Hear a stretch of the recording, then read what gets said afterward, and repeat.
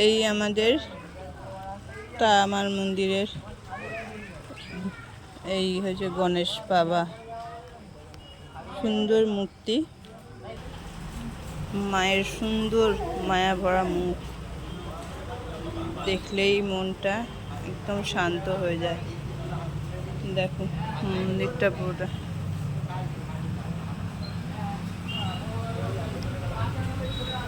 আর এইখানটা হয়েছে, দেখো আমি নিচে গিয়ে দেখাচ্ছি আবার। এই দেখো এই জায়গাটা মায়ের বলি হয়, আর ওইখানটা দেখছো মায়ের ভোগ হয়েছে। ওই ভোগ হচ্ছে মায়ের ভোগ, ভোগের যে রান্না হয় এখানটাতে হয়। দেখ মায়ের কত বড় মূর্তি, দেখলেই মনটা শান্ত হয়ে যায়।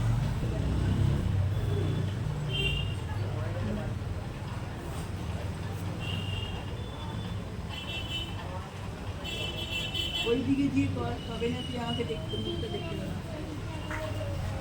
পাবি।